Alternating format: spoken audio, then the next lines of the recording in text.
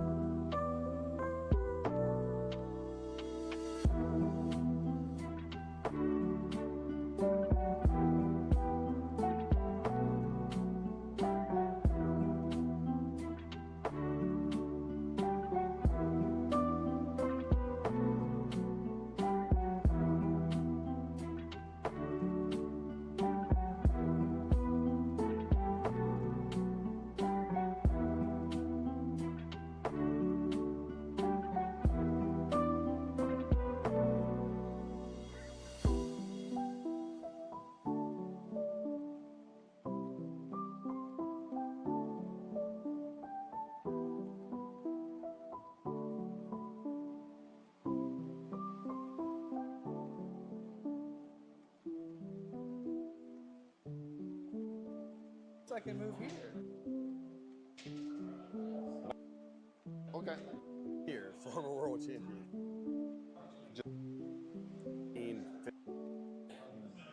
Pens here.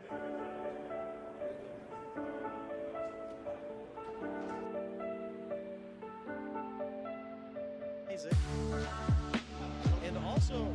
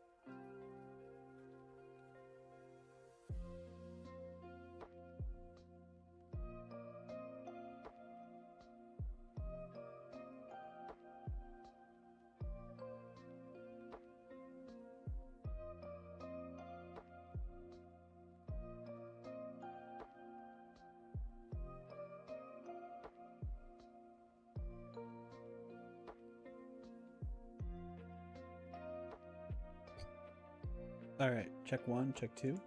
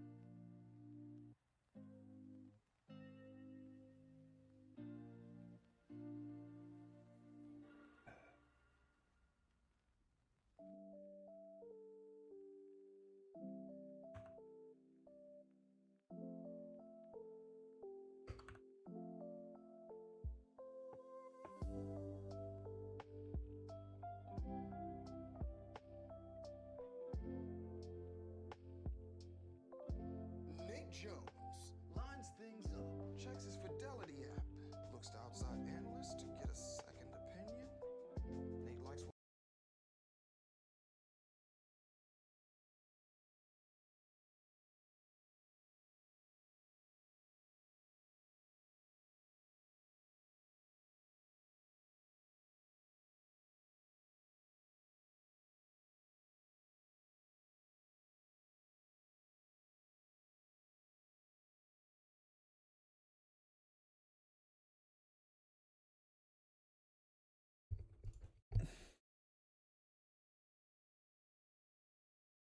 All right, I think we can get started.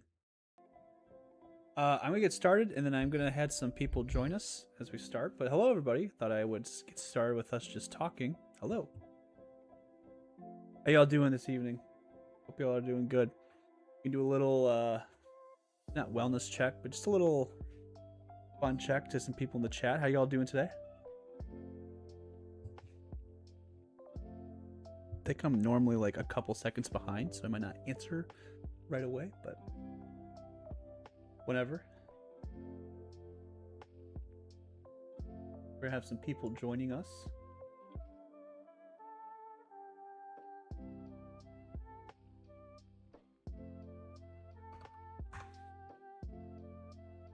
Let me know if the music's a little too loud, but yeah, I guess today, just kind of wanted to, man, this desk is really shaky. That makes this whole camera shaky, and I hate it. Sorry, I did that on purpose. Yeah. Hope y'all are doing good. In the chat, just say hello if you would like. Hello, hello. Just let you know that you're doing good.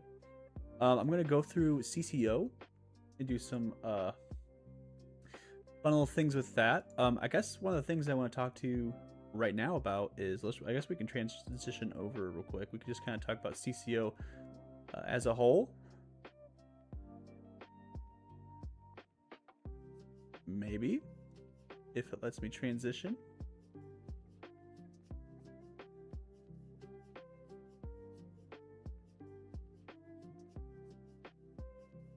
Dun, dun. Maybe it's not going to let me do that. Maybe if I just go to editor mode and transition again. To go see if this. Okay, guess not. I guess I'm just gonna have to So it just transitions like that. So if I go to scene, okay, so we still transition. Cool. Hey, what's up, Puffball? Hello, Darkside Jedi 1. Hello, guys. Welcome. Let's talk about CCO in general real quick. Also, we got some new Spider Venom's verse stuff. Pretty cool. Here we go. Circuits here. Champion clicks open. Events. There is quite a few events in general. I guess I just want to talk about a few of them real quick before we get into the actual like nitty gritty of it. The nitty gritty. Or I think that's what he says. Nacho Libre. Anyways. Yeah, so there was a double issue clicks open, which I've heard, if I'm being honest, for mixed reviews on. I've heard it's a great format. I've heard it's a really messy format. I would love to see how, in general, how it would do. I would love to see like it get a little bit better, maybe a little more. I don't know what the word is, but just a little bit, maybe more polished, I guess you could say. Oh crap! Yeah, what are you doing over there? Also, you look a little squished. This. There, I moved chat. Excuse me. So yeah. Congratulations to Adam, however you say his last name. He always messes up my name, so I'm not gonna. But Clicks in it, the podcast. If you listen to it, pretty good. I was on it once. I've heard it's their least viewed episode, so be that as it may. It looks like it was Alex, or sorry, it was what did I just say his name was? Adam. It was Adam and this guy. I can't remember his name. But they won the whole thing. It looks like it's like you each build 200 points worth of stuff.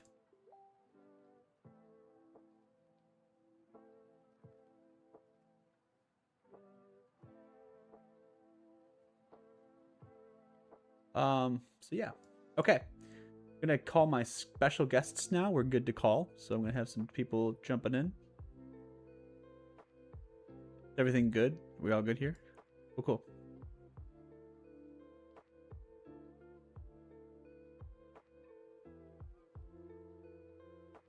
It's just you and yeah.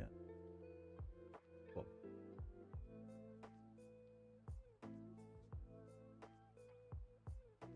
Give me 1 second. I'm gonna make sure that everything's good.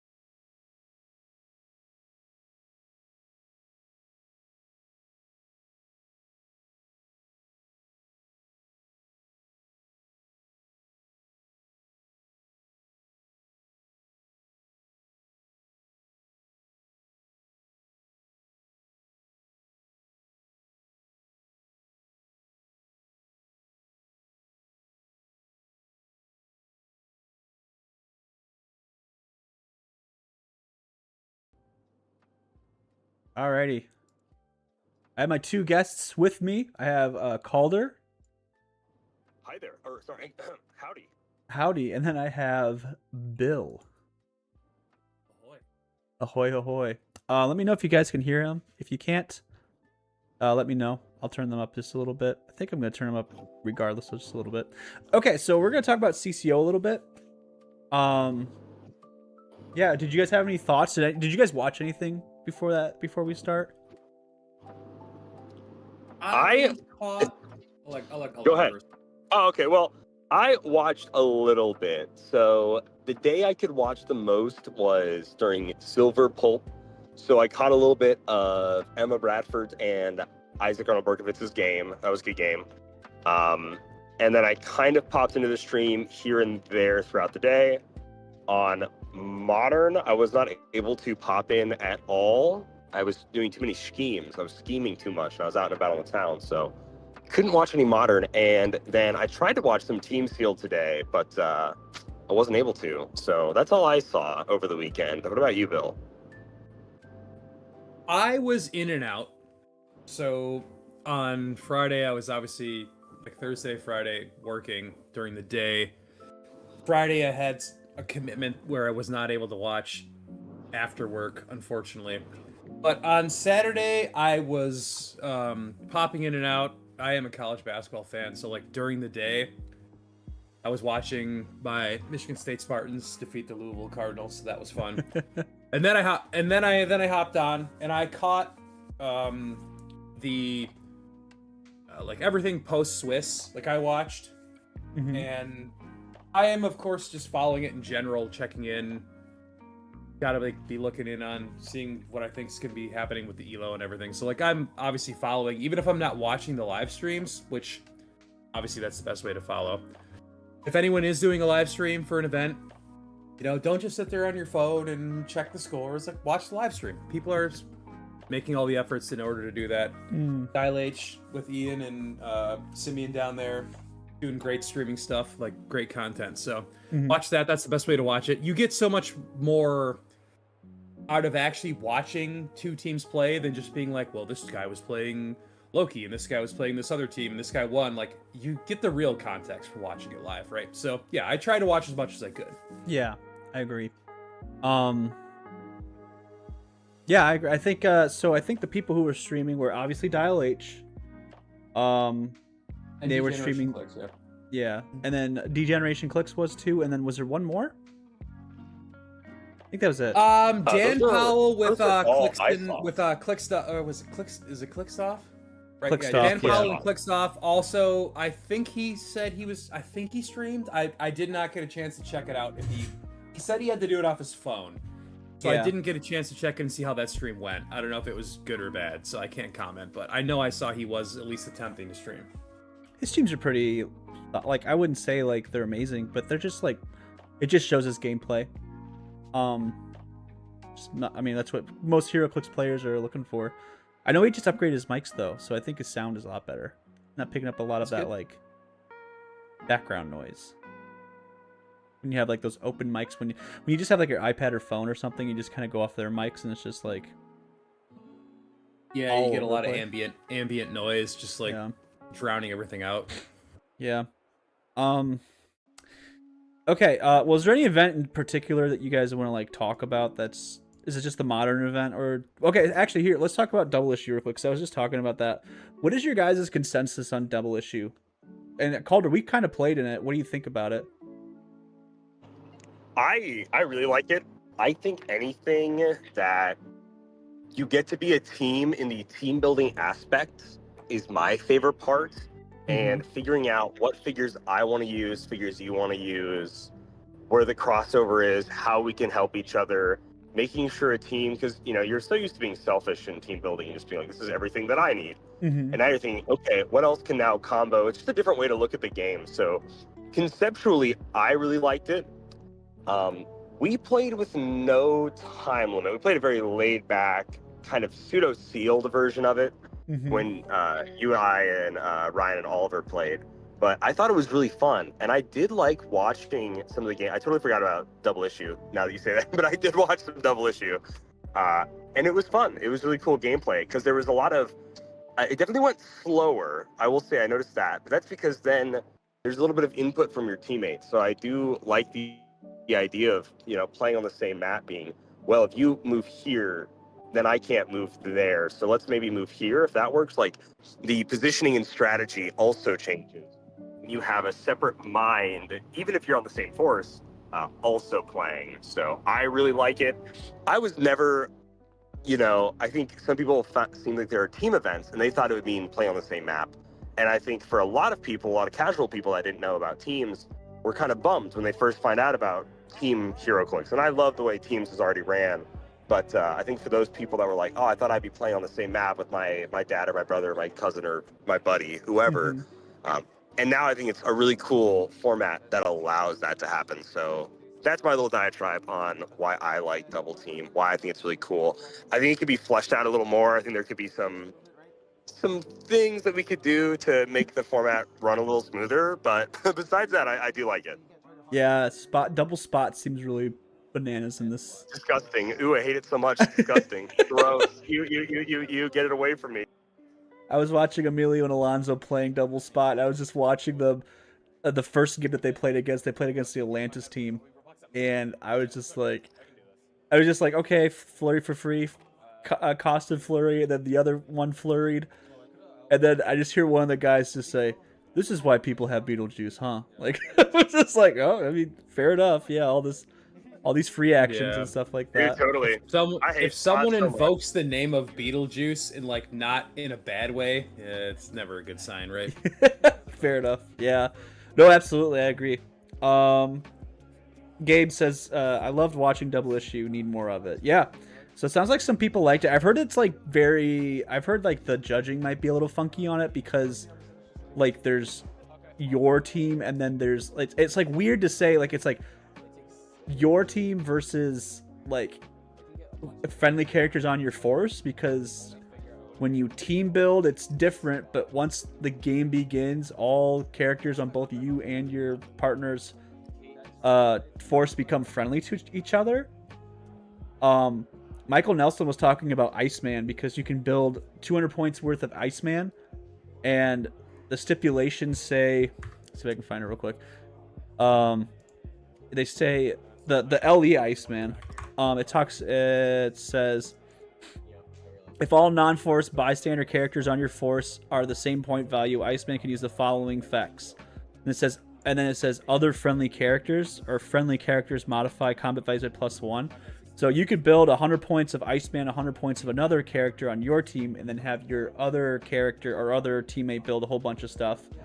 And then once the building restriction stops there, and once the game begins, that effect boosts all because everybody becomes friendly to your force between you and your partner, so then everybody else has +1 combat values. I think that's like really creative and really cool. That is cool. That's smart. Cool. That's That is some outside the box team building that I wouldn't even thought about. How it's like, here's the build force restriction, but then if it just says friendly characters, they're obviously friendly as well. That's actually kind of nuts. I think that kind of goes through just how Heroclix works and how it's like, oh wow, just that one little change makes you look at the game completely differently, which is really cool. So I wonder if that'd be the same for Captain America Kooky Quartet.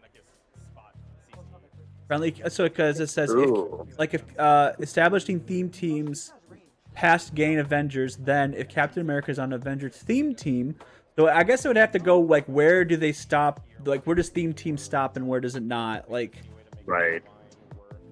Is it theme How team? did they do that for Double Issue? If I had a theme team, did we both roll dice? Did all 4 players roll dice? I can't remember. Okay. I'm not too sure either. I'm not super familiar, but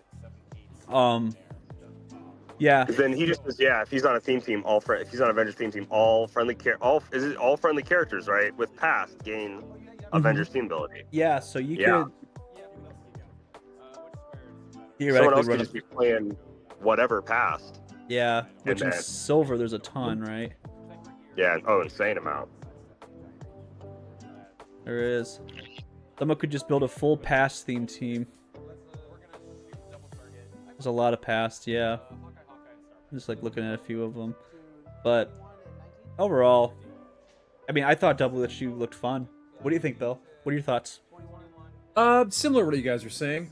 One of the things I found with what little I was able to check out on it during the day on Thursday, it was Thursday, right? When that was played. One of the things I found most interesting was because Dial H, does great content, and they had the teams and players mic'd up.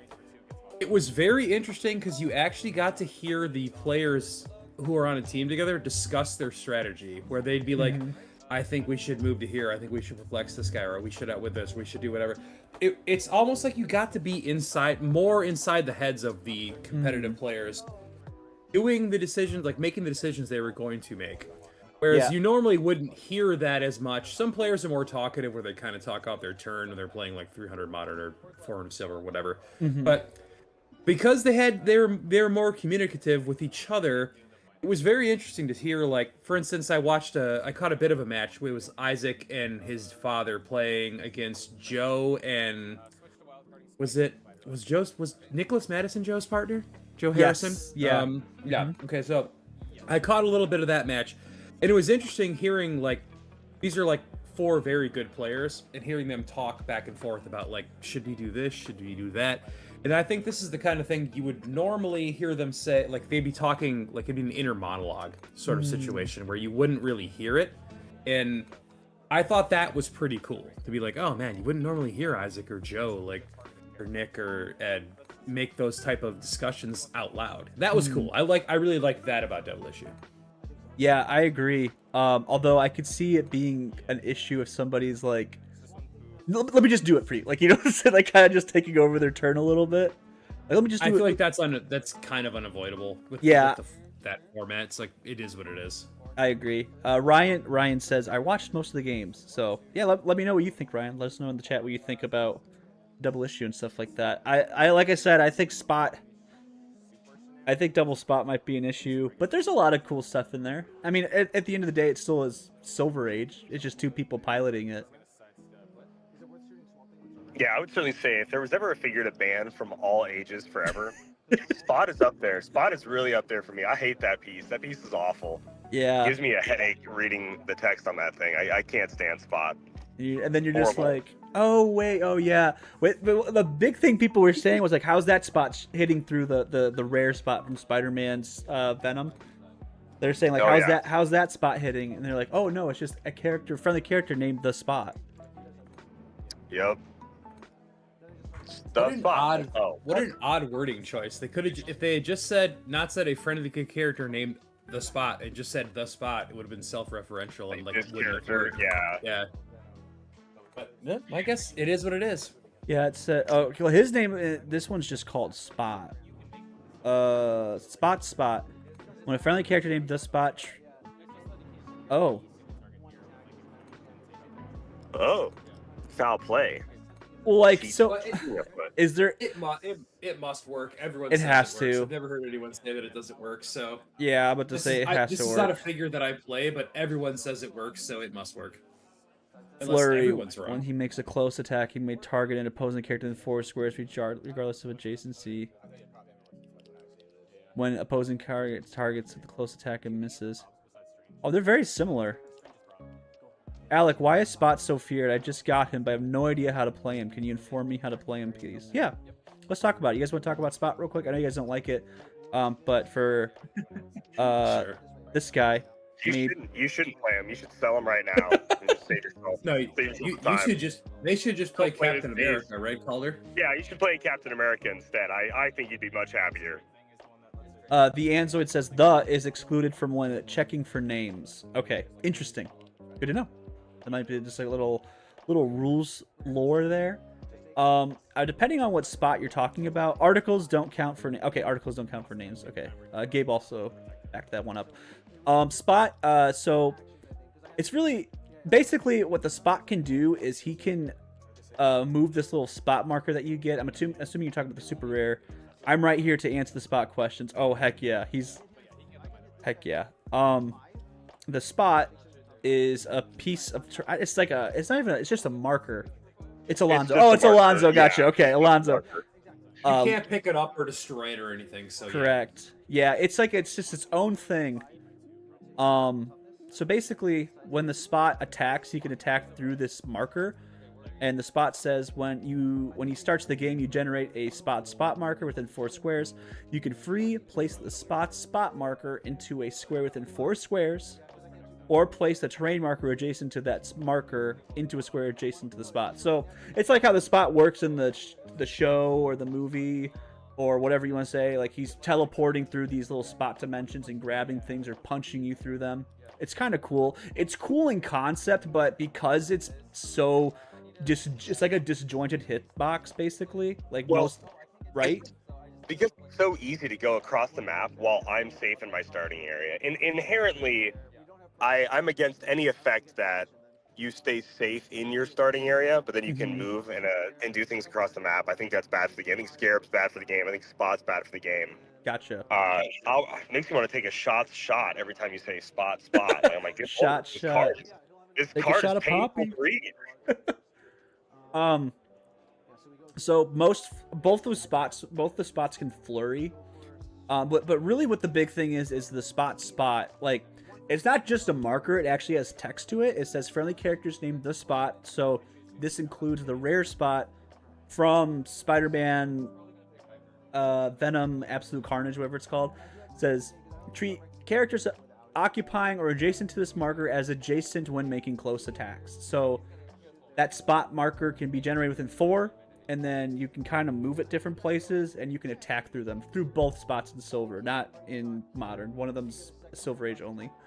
When a friendly character named the spot would be moved, before moving, they may place themselves and the spot in each other's markers. So, for this spot, he doesn't really have like much movement, but there's ways to give him like charge or hypersonic speed or sidestep, and because it's before moving, they like it's like you say, I declare a move, switch, then I start my movement.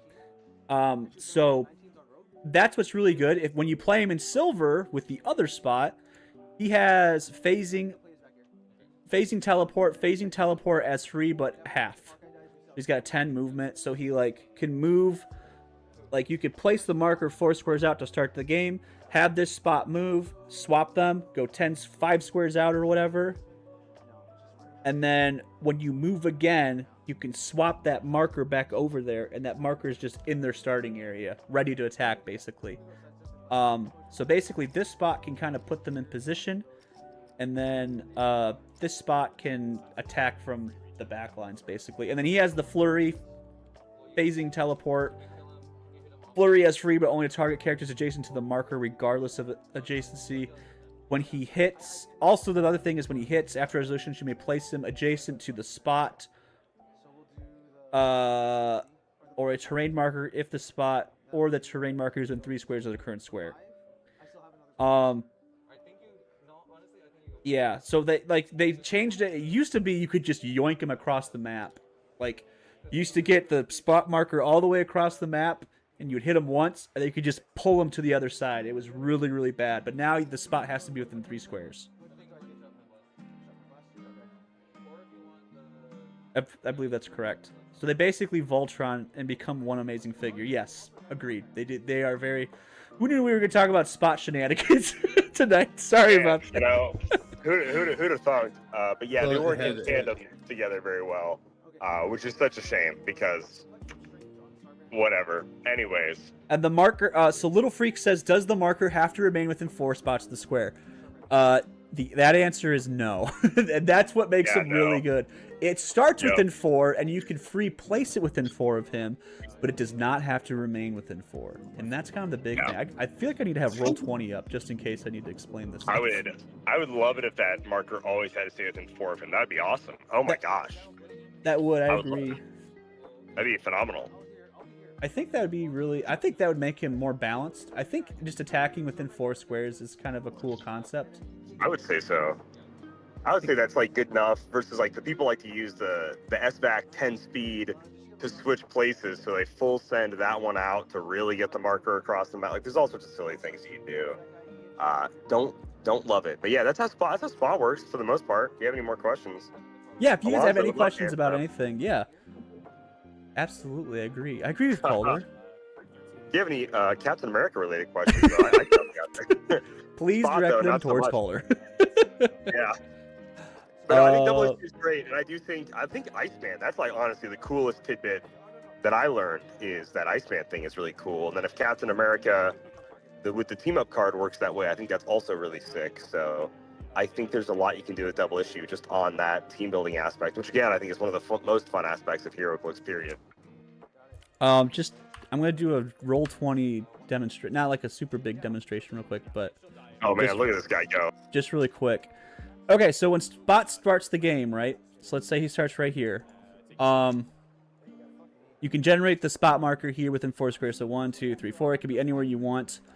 If if Spot were ever to make like any kind of movement or something like that, before he moves, he can swap from here to there. He would place the marker then and then start his movement. So he has like a movement of like 7, so he can go 1, 2, 3, 4, 5, 6, 7 order. I would say that's probably not the best option to do this, but the best option to do is like, this is not a figure, so let's just do Predagon because everyone loves him.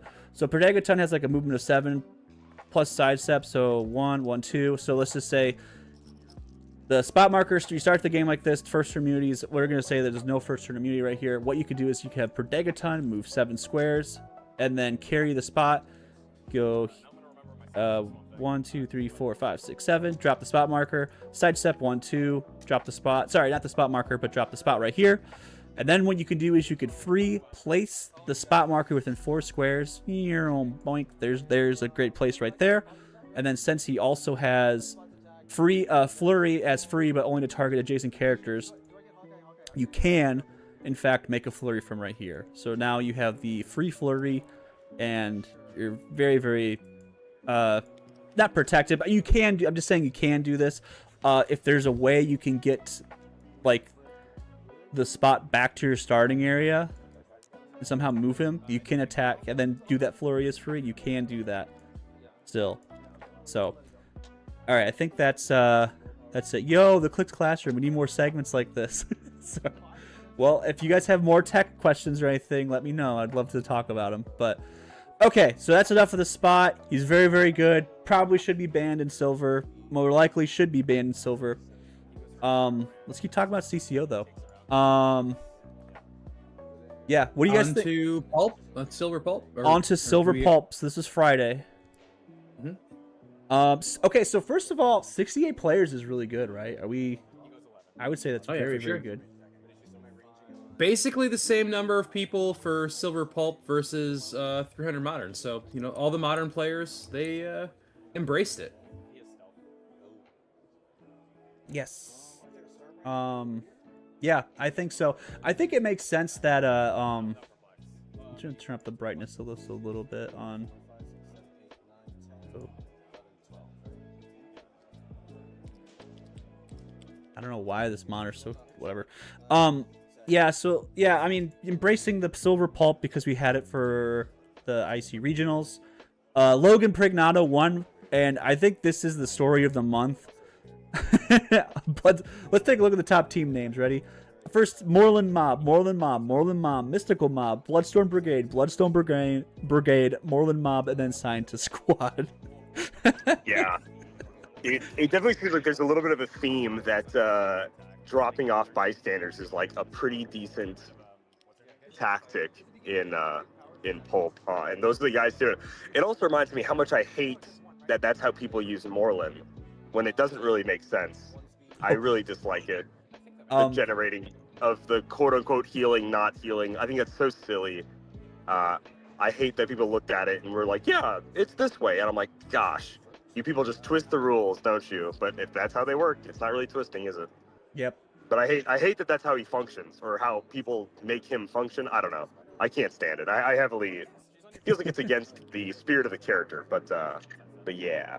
Calder, there's a few questions for you, Calder, real quick before we get any further. Really? Real quick, and then I answer a question real quick. I heard Ryan said Tri-Sentinel was very powerful too. Gabe says, which modern cap is the best and why is it Pegasus cap? I think it's probably a fair enough analysis of which is like the best Captain America that's like actually doing like Captain America stuff.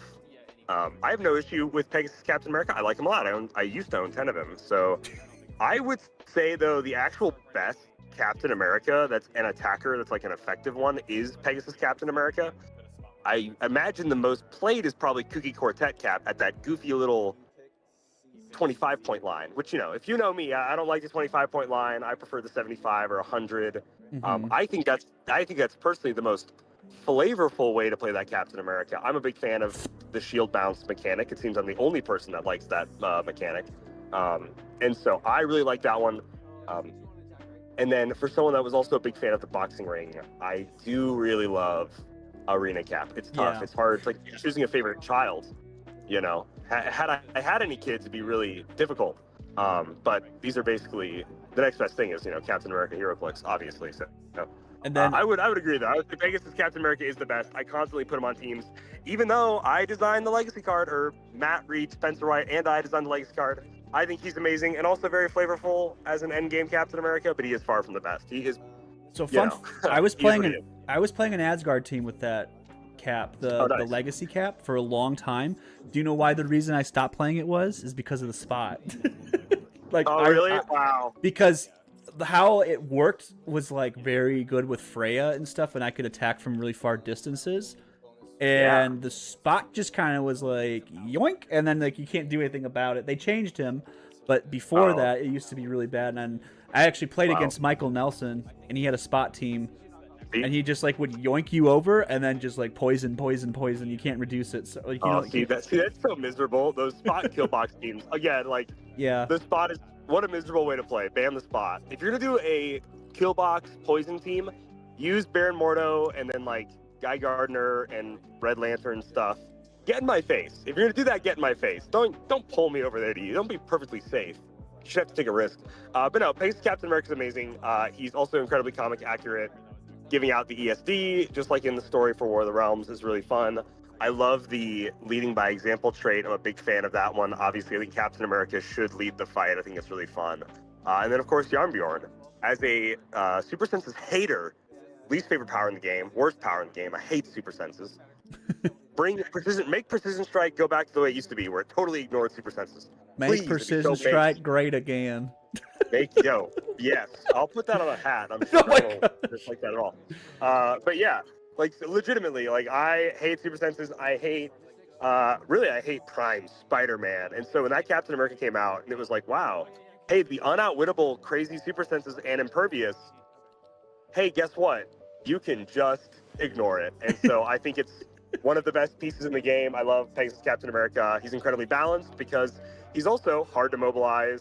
He has a very low speed value. 8 is like nothing. It's very bad.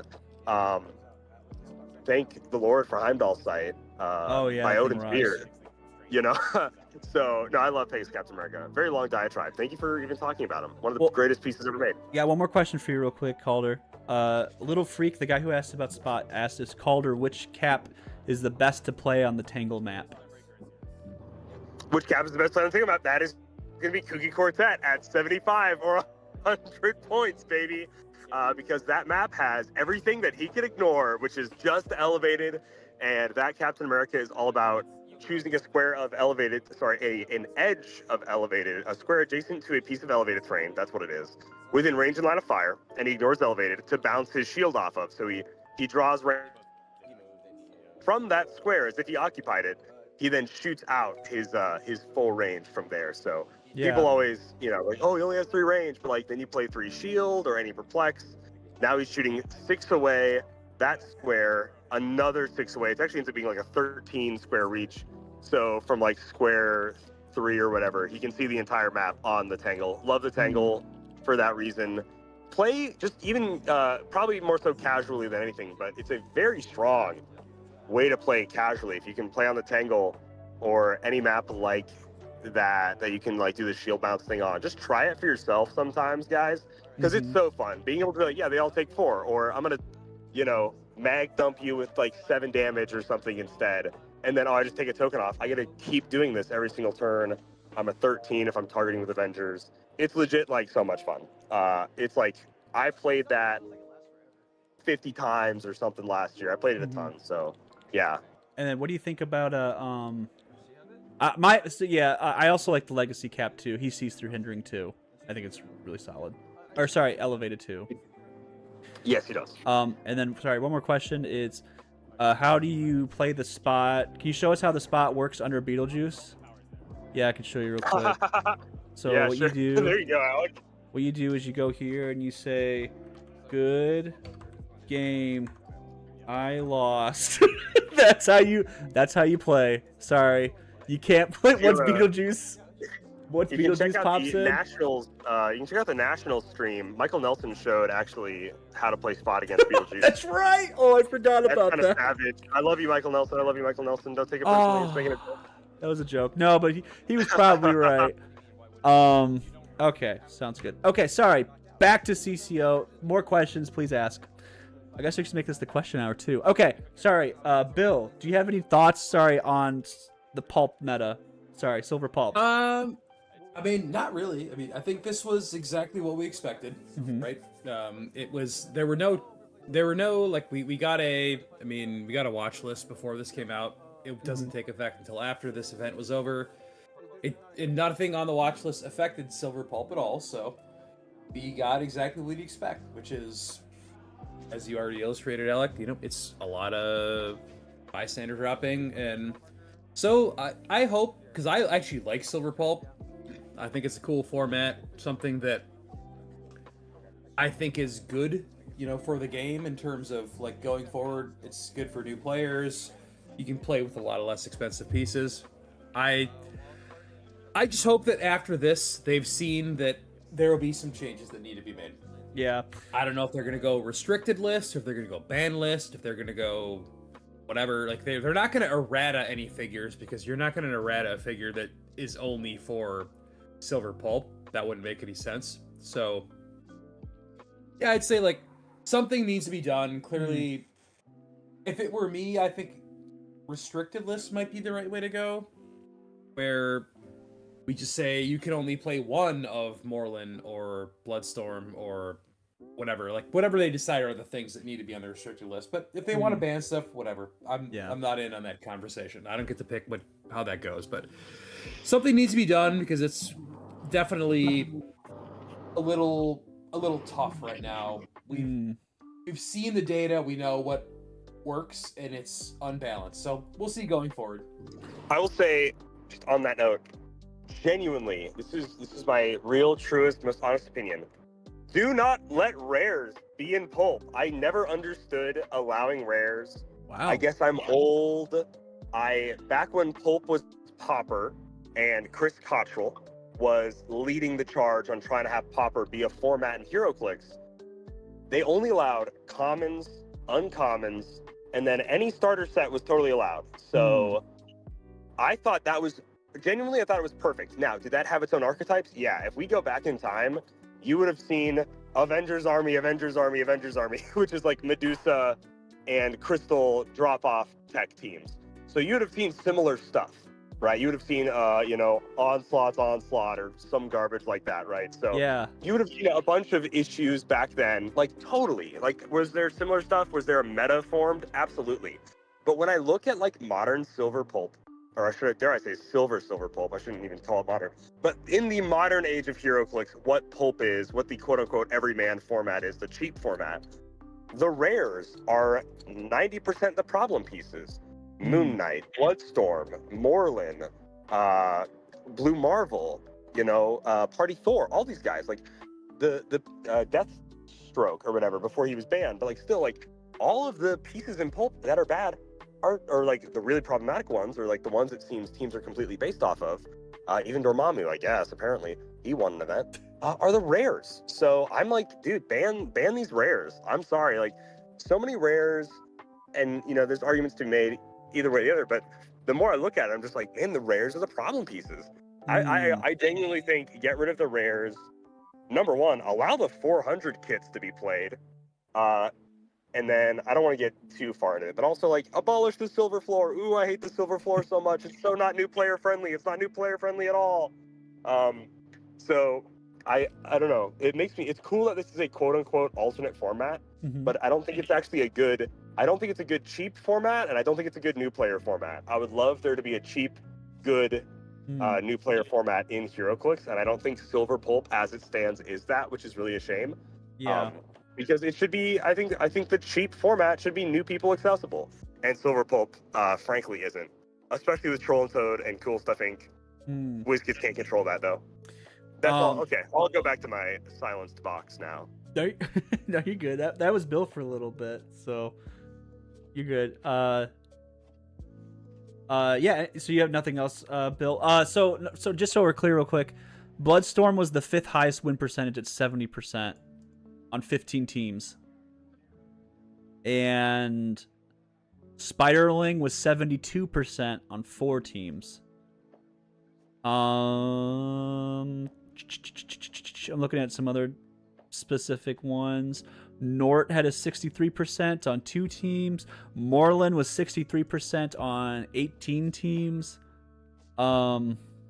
Yeah, so the number one most played, so the most popular is number 1 Timebreaker, number 2 Blue Marvel, number 3 Madison, which we saw a ton of that. Number 4 Teen Lantern, and then number 5 Morloon. So by Calder's philosophy, basically all of those except Timebreaker. I think Timebreaker should be banned. Oh, 100% Timebreaker should be. I love Timebreaker. I own there are 70 Timebreakers in my house right now. Yeah. He's insane. He should not be legal. Timebreaker should absolutely be banned. That beast is nuts. Leave Nord alone. So Miles Kane asked, with the ban list, I think allowing 1 rare would be something to look at since the rares are the problem. So like your pulp team has just 1 rare. What do you think about that? I'd be okay with that. No, I think just some restriction in some form. So yeah, I'd be okay with just letting there be 1 rare on the team. Something like that. I would be totally okay with that. I think one rare could be cool. It'd be like your almost like kind of like your commander. I mean, obviously WizKids is never gonna do like a commander type format or whatever, but I think it'd be cool to be like, this is like my main guy, right? This is my team leader. Yeah, my dude. Yeah, this is like a Magic the Gathering reference, whatever, because we're on a Heroclix podcast. I apologize. Yeah. It's like, yeah, you got your one. This is your quarterback. This is we'll call it a quarterback, not a commander, right? Quarterback. This is your quarterback of your team. You got the rare, and your rare is whatever Moreland. Your rare is whoever it might be, right? And like, yeah, I think that's not a bad idea at all. You get 1 rare, and the rest have to be common, uncommon. Because if I think Calder, you said you want to go just common, uncommon. It might get kind of a little boring. I think you want to have at least one figure. So you pick your rare and you build around it. Like a lot of people like to make their teams in 400 silver or 300 modern, and like they pick their prime, for instance, and they build around that. Very true. Very true. So in this format, if we just say you get 1 rare, then you wouldn't have to worry about like a restricted list either. So just, I mean, probably you wouldn't. I mean, there might be some bans. Like, yeah, maybe Timebreaker needs to be banned. I wouldn't disagree with that. But yeah, you get like Miles. I think this is Miles who suggested this, right? Yes. Okay, so Miles, that's my boy. Miles, good suggestion.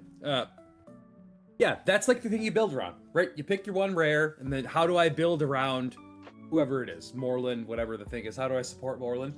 That's like the captain of my team. I like that. I think this is a good suggestion. Yeah, I think Open to it. Oh. I'm open to it. I like it's not a bad idea. It's a good idea. What about making it 200? You know what? Here's the thing, though. Miles has the ability. Well, no, he can't do that. I was gonna say Miles. Miles is running a tournament. Miles is running a tournament in less than a week. Oh, that's crazy. He should absolutely not do any. He should not. You cannot make that change, Miles. If you can hear me, don't do that. You cannot make that change that quick before, because people would be so pissed. But like, yeah, sure. I mean, that would have been interesting though if they'd done it like that. Just let everything slide, like team up cards, prime, CUR equipment. That'd be interesting. I don't know if that'd be pulp at that point. That'd probably be something else, but yeah, it doesn't feel very it doesn't feel like a cheap format. I do like the idea of allowing team up cards. I must say, I do think team up cards would be cool to be allowed. I think it'd be fun. I'm kind of pro, like, as long as they don't print any crazy ones. I like the idea of playing multiple team up cards on a team, as long as they are all the restrictions are met and stuff, personally. So I'm pro team up card. I'm not pro common, uncommon, prime. I would be against that. Definitely would be against that. For like, again, this is supposed to be like a quote unquote like cheap format is the idea, an accessible format. So I don't think that's good, but sure. The equipment, I'm iffy on. I don't mind the idea of having it. And in Pauper, they did allow equipment. I mean, I just meant everybody played Blood Axe is all that really translated to. But yeah, you know, well, now, if that means now it's like destroyer armor and glider and all sorts of crazy stuff though. Yeah, I was gonna say, because a lot of equipment now, especially since they've made the new cards, like all of those are super rares where they have the gold symbol, right? For the most part. Most of them, yeah. Yeah. would finally TUCS would finally see play if they become insane. You could ban certain ones, common, prime, black leopard, like it would be one of them. If you did like allowed a prime or something like that, that'd be interesting. But you'd have to really be careful which ones, because Colossus is a rare prime. So. Oh, it's miserable. Yeah. Oh my god. Run. That alone. Do not allow rare primes. That sounds awful. He said, "Don't do Oh, it, it's horrible. no. Spider-Man Prime is a rare prime. Don't let Oh it in." yeah. Oh my god. Ugh. Wait. Do not allow prime. Wait. I think it's okay for them to like ban the top 5 items and then just see what happens after that, or ban the top X amount of items. like what we were kind of saying on the Dial H podcast. If you haven't listened to Dial H for Heroclix episode 283, All right, calm down. I'm just kidding. I was kind of talking about I would really like more aggressive bans every single quote unquote season. So like after this big event, if like what you said, Alec, if they just said we're just gonna ban the top 5, top 10 figures that were played, that would be awesome. I would love to see that. It'd be so cool. And then after the next event, be like, all right, well, those are off, or maybe some of them are off, some of them stay on, whatever. And then you ban the next ones, right? Like, hopefully that doesn't just mean, okay, these 10 are gone. Oh, these 10 are back. Play them again. But, I think there's a really cool way to do it where you can just see a more diverse meta all the time. And I think that'd actually be really fun. Seasons, Heroclix seasons. I think it'd be cool. Maybe I agree. Start your Heroclix battle pass and see how well you do this season. Pay to win. Yeah. I need a new Rogue Prime skin. Oh, gosh. Oh, no. All right. Is there anything else we want to talk about? We're Pulp. I think we gave our opinions on that pretty well. Is there any stats on that, Bill? That you know of or care to? Is there anything at all that you're just like, this is interesting or not really? It's such a new format that any type of data that I have is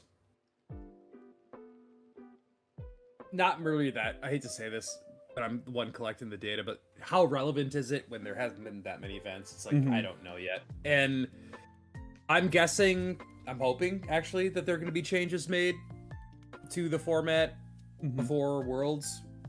So I'm going to say on this particular instance, no. Yeah, makes sense. All right, sweet. So do we want to jump into, as the people would say, the meat and potatoes of all this? Sure. So, 69 players at Champion Click Open. I think there were 74. I think some of them got, I think some maybe dropped or something. I don't know exactly what happened, but Modern Age, pretty nice turnout, I would say. Slightly better than last year, which is good, was? Right? That's what we want. Yeah, we want. Here, actually, I will look it up right now. Was it 10 more players? Something like that. Yeah, all growth is good growth, especially. In a game like Heroclix, any increase is good. So, like, let's see, how many was it last year? I will look. You guys can keep talking if you want. Yeah, but I will. We saw a diverse field. I liked a lot of the team builds. I will say, as it narrowed down into the top 8 and everything, I do think, even though Chase Loki wasn't crazy prevalent, I think he changed the landscape of how people built their teams, period. So that is one thing I will kind of mention. We'll kind of get into, obviously, some of the top games here with things like Thor, Hawkeye, all these like characters that like don't care if you play a Loki, which in a way he's already winning because he's making you completely change how you're playing the game or how you even build your team. So yeah, I did find that very interesting, and more people need to use the scaffolding also, by the way. That's right. What was the oh yeah, did we check that? We did. We went through all of it. Yeah. Okay. Yeah. For those of you who didn't listen to the last episode of Dial H for Heroclix, episode 283, you're just here as a Heroclix USA podcast listener, because that's a great podcast, obviously. The three of us were on the last episode of Dial H, and we had a little gentleman's bet about what would be the most common elements played. It actually ended up as a dead tie, which is so wild. Out of all the possible things that could have gone down, I guess we were all equally smart about Heroclix. So that was great. But yes, we did check it. It was a dead tie. Yeah. even despite tiebreakers and everything. So What was it? Bill, you technically won the main bet because you and Alec tied, and then I think you set off points. You win. yeah, I mean, I with won the tiebreaker, I won The elevated bet, and then Alec won the one shot bet, one which is shot very bet, funny. so it all just ended up as an even tie, right? Hilarious. So yeah, No, so that was ATAs? interesting. But yes, good times. So number one most played figure, Dagaton, but that's gonna be banned, so that's gonna be interesting seeing moving forward what happens there. What I was gonna say? Oh, so Copycat, number 2, Black Panther, Chair Panther. Talking to Joe Harrison a little bit. Joe Harrison was like, I think it's a mistake to not play Black Panther right now. I think he's so powerful just because there's so many one shots. It used to be like for Beetlejuice, but now it's like, okay, there's just too many one shots now. You got to play something. Honestly, I would agree with that. I want to play the game. I better get rid of two of your one shots. Fair enough. Black Panther, the Phoenix Pog up there. And a note to Black Panther, by the way, it does help you shut off some of the naughty tech from, like, say, Loki, where maybe you can try and stop them from triggering it themselves, right? Where you're like, okay, you want to use these one shots or whatever some it is. diabolic bargain or whatever. Yeah, so like, yeah, I mean, you can never obviously disagree with Joe's opinion. He's one of the best players in the world, so yeah, definitely should be on a lot of teams. Real quick, someone asked where you can buy singles and stuff like that now for Heroclix. I don't really have a specific answer, but I will tell you that this Facebook page right here, Heroclix International Trading and Selling section, people are always putting stuff on there. Like people are like looking to buy, Cash App, PayPal, all these ones right here for sale. These people are always selling and trading and stuff like that. So I'm just saying that for you, if you're a new player and you don't know where to get stuff, especially since Troll and Toad and some other places have stopped carrying singles. Is there any other place that you guys know of? Or not really? eBay. Yeah, eBay, I don't really. But honestly, if you want to do trades, you gotta go through like Facebook pages. If you literally like listed out a bunch of Kerr and you were like, I like to get a handful of these things like $5. There's totally people that have plenty of bulk that you could do that. I know it's a little too personal for some people that wanted to, a little faceless, nameless website, but there are more than enough people that probably throw away their bulk, honestly, that would love if you were like, yeah, I need like 2 common Cyclops from X97 or something. Yeah. You'd be like, oh, great. Oh, boy. So I'm sure like, after you open a brick, you have so much extra stuff that, so I would go on that page. I would look on HC Units, HC Realms, look at all the figures that you want to buy, all your little singles, and just post that and be like, I want to try to get as many of these in one order as possible. Who can help me out? And I guarantee you'll get something. 100% you will. Yep, 100%. I agree. Rogue number 5. I mean, Rogue is super good still, even with the clarification. Cool stuff. Does cool stuff do anything still? They're done. No cool stuff. eBay page has clicks though. That's what Miles said. Oh, it does. Oh, I see. Yeah, I didn't know that. Thank you, Miles. Look at Ricky Prignato's team in his 3rd game for what happened when you don't prepare for Loki. We'll look at Loki here soon, but yeah. Because I do want to talk about him. He was actually not played a ton. He was number 54 in the rankings, and he was a 50% win rate on 2 teams. Yes, so wasn't played a ton. I do agree, but you can't argue with the fact that people still had to think about a Loki matchup. Yeah. And I think it changed how a lot of people built their teams. I think, he was only played however many times, only won however many times. But without a doubt, you have to be able to say, okay, how many other characters that had special powers where that's like their main deal weren't played at all or were played way less because of just the mere existence of Loki. Yeah. Is personally how I feel about it. So regardless of how he actually does in tournaments, the fact that he exists, is just going to change how you build your team. I think there's going to be probably a bell curve coming here soon where it's, oh, we're scared of Loki. And then it's like, oh, well, Loki doesn't even play and win. And then they'll maybe start playing people with special powers again. And then all of a sudden it'll take like maybe one Loki will catch somebody off guard and really mess people up. I don't know. We'll see. Just for those who don't know why is this such a big deal? He has a stop click on click 5, which a stop click is immediately stop turning the dial when he takes damage from an attack, or just takes damage. Stop super senses once per game. When this click is revealed after resolutions, choose one of these. This game, other characters can't use team abilities or special powers. Or this game, friendly characters with the mystical keyword, and once per turn, Loki, Sorcerer Supreme may reroll any roll. You're really using it for that first one. This game, other characters can't use team abilities or special powers. So, for instance, if I'm playing Doctor Strange, nope, no. I'm playing the Spot here, which we talked about, fittingly.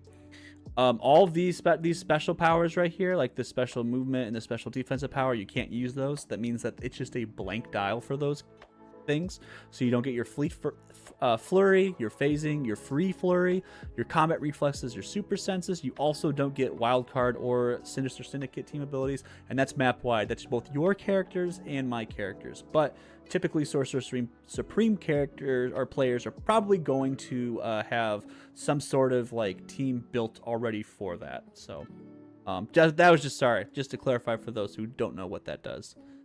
Beetlejuice has the same effect on team building as Sorcerer Supreme. I agree. Yeah, you gotta build for it. You gotta be ready for it. Yeah. Okay. Sorry. Anyways. So Tri-Sentinel was number 7. Do you guys have thoughts on Tri-Sentinel? Would be way more prevalent if it was easier to get a hold of. Yeah, it's I agree. like if you're paying $200, if you're talking legacy card and figure, it's gonna be $150 to $200 figure. Mm-hmm.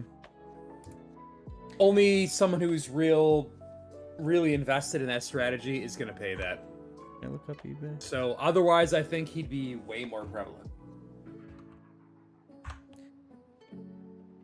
Yeah, the figure itself is going for 60. That's not bad. The legacy card though is going for 160.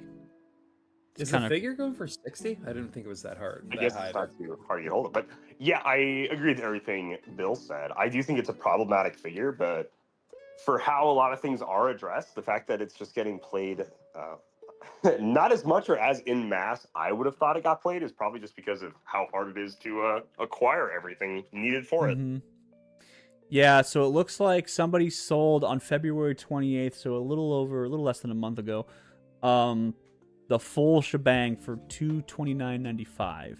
And then the cards have gone anywhere from $174 to $115. Looks like $150 is kind of where it's sitting at. One just sold yesterday for $170. The figures looks like they're sitting around $64 right now. 50, 65, 75. Yeah. So that legacy card is really, really hard to come by right now, unfortunately. I'm not someone who really follows this, but I've heard other people say that apparently based on pull rates, it was like underprinted because it's really hard to pull one. Mm-hmm. So that's one of the reasons why everything has become so expensive. This is not something I follow because I don't buy a ton of sealed product, really. It's not my thing. I've heard But that too. people who do tell me, yeah, it's hard. Like if you can buy a bunch and good luck pulling one. So like, yeah, I mean, he's obviously no one's gonna question how good that legacy card is. It's great, but yeah, getting a hold of one not that easy. Yeah, it's kind of crazy how good. I think it's really good. There's some people that were complaining about like when they did the ban list or the errata or the watch list that this guy wasn't on it, but he really honestly should have, in my opinion. He's really good he's too good for 15 points in my opinion. Oh yeah. Oh my gosh, way too good. Way too good. I mean, what Alec is saying, telling everyone here who's watching, don't buy it. Yeah, because like clearly it's gonna get an errata. Yeah, so like then when the price goes down, maybe Alec will buy it. Just I mean, but no, of course he's not trying to manipulate the market right now at all. I have that much influence. Just kidding. No, no, it is really good. It's crazy good. The fact that it has 9 range, so it's a good Crimson Bander too. It's just like the once per turn. This trait, when you do something, you can just ping somebody for penetrating damage if they do free action? Is that yeah? Oh, it's the special movement power. When they're given a free action, you may ping them for 1 damage, and then the trait is when you break a terrain, then you can ping someone for 1 penetrating damage. It's all penetrating. He has a pulse wave. Man, it's way too good. I will say so. Let's take. I guess take a look at the standings. So did Josapha have one? He did have one. Jacob Bishop also had 2. Joe Harrison had one. I know that. Isaac Arnold Berkovitz did not have one. Jeff Watson did have one. I don't even know who Jeff is, but I watched him on stream. He did really good, actually. Does anyone know who Jeff Watson is? Does anyone know Jeff Watson? I am unfamiliar with that name. Yeah. I do Good not job, know. Jeff. I've never spoken to him, but yes, good for you. Dude, yeah, because the finals at the so the end of Swiss, the standings were I don't know who this Brandon guy is, but Brandon was number 1. Isaac Arnold Berkovitz, Ryan Redman, and then Jeff Watson.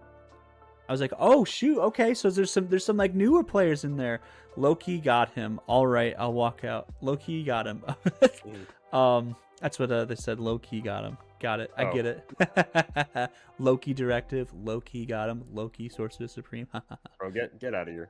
No, stay. I need the views. Logan Growney. I'm not too familiar with Logan. Dude, I love Logan. He's a great Yeah? guy. He's a cool awesome. dude? Oh yeah, he's Heck really yeah. cool dude. Super cool dude. Great player. Really funny dude to hang out with talking. His wife is always in the live streams whenever, and she's always like, yeah, wow, Logan, put him on stream. Why isn't he on stream? She's very supportive. It's very funny. I think I know who you're talking about because I'm in your yeah. guys' stream sometimes too. So yeah. Okay. Yeah. Ricky Prignato, top 12 with the Loki Source Supreme. Nick Ballou, Michael Nelson, Josiah, and then Kenny Minks was the cut. Joe Harris was number 9. Gabe Bischoff, he's one of the people I practice with, and he's he played Darkseid, Deceased Darkseid. I thought that was so cool. But yeah, I mean, like that. There's a couple new names in here that I'm not too familiar with. Josiah Garvizu, I'm not familiar with him. But then again, Yeah, I I mean, don't- I've seen him. I've seen him in a lot of events. Him and okay. Emma Bradford. You know, those they're. Oh, gotcha. Okay, then yes, I do know who you're talking about. Yeah. The main Mando 2128 says, "Aha, Calder, you still owe me dice." Or own me dice? I honestly, I do not know what the main Mandano is talking about. Sorry. Genuinely, but if I do owe you dice, shoot me a message or dial H podcast a message or whatever it is. But I don't remember ever owing you dice. If I own some of your dice, I can give them back. I apologize. I don't remember I'm so borrowing sorry dice. I bought your dice. I Yeah. own your dice. If I own your dice and I bought them, my bad, dude. But thanks for selling them to me. We've seen some usual suspects here, obviously like Isaac, Josapha, man. So I will be just letting you guys know I will be doing an updated list here soon. I had someone reach out to me and say, hey, I would love to do a list with you because his background is in like sports. What do you call it? Sports analysis and analytics and stuff like that. And he was like, I would really love to do a best Heroclix players list with you. So, and I think that we'll do some other stuff. But I do want to just forewarn that maybe sometime in the next week or so I might go live again and we'll do a updated list. Okay, sorry. All that to say, some new names, some old names. I thought it was hilarious that in round 1 there were 17 buys. And I was really confused why, but it's because that is a question I have. Do either of the other two of you know why they did that? I know why. Because that was the prize for winning an IC regional. You gotta buy. Oh, okay, all right, good. I did not actually know why that was. Okay, that makes sense. That's fine. I was texting people. I was like, "Why is there 17 people with buys?" I felt just like, "Oh my gosh!" Like, there's so many people. I'm like looking at. I'm like, this doesn't make any sense. But it ended up working out in the end. So, Okay, so where do we want to start real quick with modern? We talked about some of the meta. Is there anything else in the meta tab that we kind of want to talk about? As of right now, I don't think so. I think you kind of covered most of the relevant things that I kind of figured going into this tournament would be there. What else was there? Number one most used element was Ares. Predagaton. Oh, it was Ares. Okay, so Sorry, Ares main and force. okay. Main force was Predagaton. Number Right. one most used element was Ares, followed by Animal Man, and then Hold Mutant upper body, Ring of TK, and then Dagaton at 7, and then Beetlejuice at 8. Yeah. Major Brock's Bunker was on there. Do you see that number 10? Who was it that said that? Was it you, Bill? Did you say Major Brock's Bunker? Yeah, I had Major Brock's Bunker in our little side bet we had going. So That was the main bet. I mean, it was an easy pick though, right? Mhm. No, I wasn't exactly a genius pick by me. I think you're pretty smart. Thank you, Alec. That's so nice of you. Okay, so Josafa won the entire event with Hawkeye and Hawkeye. What do you guys think about that with Animal Man? I mean, let's be honest here. Who would have predicted Hawkeye was going to win the event? When we Not did our me. little picking thing, no one picked Hawkeye, right? So, Fair. Yeah. and I'm Well, I mean, sure that's if we different. let's It's say different. color that we'd add It is. more people to it, right? Okay, What but how many people would have picked let's- Hawkeye, right? Like it. No. Yeah. think it's Okay. pretty Yeah. low. Whatever. Anyways, I think it makes sense that they won in the Loki world that we're living in, right? So they're a hyper effective attacker. They've always been a really good attacker, and they've seen decent amount of play here and there mixed in with a few different builds, but haven't really won a ton of things. Josafa, though, it makes a ton of sense that he won specifically using them because as a master hones his craft. He's played Hawkeye for the better part of like 2-3 years, like constantly. For what events he gets to, he's been constantly playing them. So it really does make sense. And I think this was their time to thrive. Yeah. Oops. Sorry. Also, nobody on their bingo card said the case file Q's questions would be in the winning team's build. I think that would have been Yeah. like an auto win. If you predicted that, you're an absolute genius. Except for Josafa, of course, who Yes. I'm assuming predicted that he was going to win with that. But yeah. Okay. Question: What does that do? I didn't even look at it. Uh, How did this help us team? We should actually look at that. How did this help us team? So in a friendly character with the listed keyword, which is Batman family and detective. So let's see. So Hawkeye and Hawkeye is detective. And that's it. So Yeah, this is all for them. Yeah. So when I think it's for that suspect 3, but when a friendly character occupying hindering terrain hits one or more characters after resolutions, gain 1 clue token. At the beginning of your turn, you may generate a smoke marker. You gain 1 clue token. At 3, at the beginning of your turn, you may generate a smoke marker anywhere on the map. Opposing characters occupying that marker modify attack -1. At the beginning of your next turn, remove the marker. So it's like a free generate 1 smoke marker map wide. Okay, so he thought that was worth taking up one of his sideline spots. So that would be very interesting to hear from him personally. Why, was that good for him? Yeah. When he played this out? Like, or he'd be like, yeah, I probably could have picked something different. I could have put, I don't know, like Mimic or something on the sideline, right? It'd be very interesting to hear from him. I would be certain that he got to Evidence 5 at least a few games. Yeah. You can reroll single D6 Oh, per turn. wait. What you call it? Kate Bishop becomes a detective. Yeah. exactly, Okay. Yeah. Okay. Both Hawkeye and then Kate Bishop. They both have the detective keyword. Unless I'm missing Batman family in here. I'm not. Maybe Vigilante. I don't know. That's what I was looking at. No, he was the one that I was like maybe, but he's not. Okay. It is funny though because no one on his team outside of Hawkeye and Hawkeye is equipped. So we must have been looking for that Spider-Man, the Snap Spider-Man.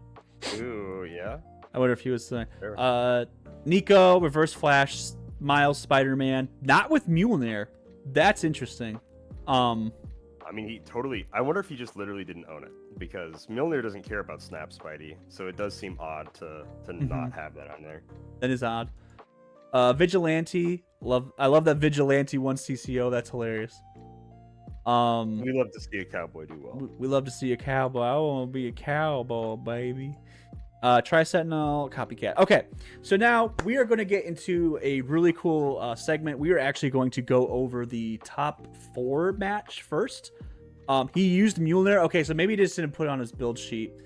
And then I wonder if he also had trick arrows too. I'm not too sure, but okay, it sounds like he did use Mjolnir. Okay, so we're actually going to go over the 300 modern. Real quick. Once I get past some stuff. I think I'm gonna stream this to you guys. Oh shoot.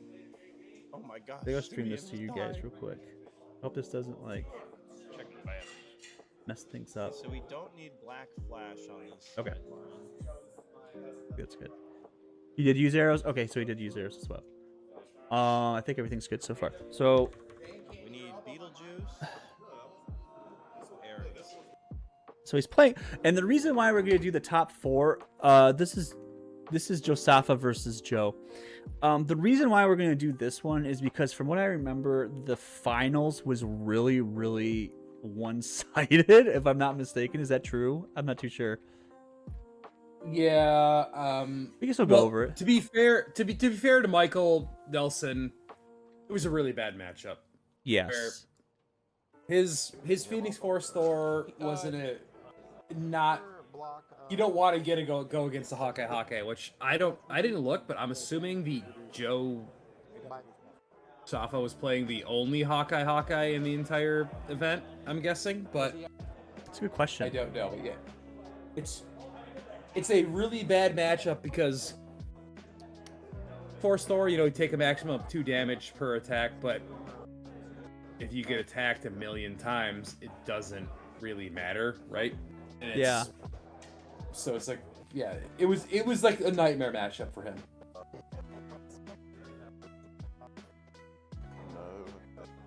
It sounds like, because Thor doesn't like a lot of multi-attacks, right? That's kind of the whole thing. Yeah. But I do have to break down almost the same team. It's 5 6. Okay, so they both go into this 6-1. I might do some skimming here because it looks like they're just kind of placing some things. Real quick. So sidestep. All right, so we got Josafa, the eventual champion, the eventual winner of this event, versus Joe Harrison, the reigning world champion. That's what we're looking at. Yep, absolutely. And it's switched around. So Joe Harrison's over here with Tadari Yao. And then Josafa is on this side in like Hawkeye and Hawkeye. Let me move my camera real quick. My display real quick. We're going to get rid of sideline elements. Sorry, if you want to go watch this, go watch it on Dial H. And then I'm going to move the chat too. Move right over there. I wonder if I can just like a little overlay. I'll work on that. So that's the way we can see the full thing. So this side over here, again, this side is Josafa. This is Joe Harrison. I bet they do. I saw Josafa do this a lot, and maybe some people can bring light onto the subject, but he was moving up Tri-Sentinel like almost every time. Oh, he forgot to. You can land on it and it'll break. So, but other than that, like, it looks like it was a very. I didn't actually watch this game, so I actually have. This is the first time I'm seeing it. Have you guys watched this game yet, or no? I have not seen I this have game. not. Okay. Oh boy. I've been playing around that all day. Because like Kong, he couldn't. So he moves up his Tri-Sentinel. I think it's just to break everything up so he can get down there if he needs to. He's the only one I've ever played. Looks that way. Brock's Bunker, honestly, it's a, Yeah, so, a pretty fair opening on Brock's Bunker. Yeah. He's Playing playing a few Major times. Brock's Bunker, and he might feel like 15 points. Worst case scenario, I give up 15 points, but then I can move up Hawkeye and get all my attacks off, right? Yeah. Because Hawkeye and Hawkeye are going to be really powerful now. And it's not, from what I remember seeing too, is he chooses Animal Man for Invincible a ton. Oh shoot, we got a third. Oh, he flipped it. He flipped it around. Okay, gotcha. He flipped the angle. Same. It's the same camera view. He just flipped it so Josafa was on this side and Joe Harrison was on this side. Okay, so forget what I said. Josafa is on this side and Joe Harrison is on this side. Yeah, Josafa's on the right. You can only take it up. I could take it up. Just up, right? So I could go, yeah, just up. Or, no, because You can't see no. Oh, other Joe's a square, real one. right, so- I could take He's it playing like the Vader, scaffolding. But you can't or- see that square. Joe's a real one. He's playing with the scaffolding. or like Calder's new second, favorite of his line all I'm Captain 3. America's is. Calder, are you gonna play scaffolding on all Captain America builds from now on? I always play the scaffolding. I almost Okay, always there play you the scaffolding. That is, anyways. I could be wrong. I love it. Joe's figuring out. He's figuring out his TK lines, and if he can actually see the scaffolding right now, I think they're having some fun. Elevated is such a what a great mechanic. Elevated terrain. So never causes any problem. Never causes any problems. No, The way we never, see never. what is this? The upper body we see there, totally Yeah. balanced, totally It fair looks- and balanced. We It love looks the like upper body there. Yeah, Joe has, or Joe Safa. I should never refer to him as just Joe in this game.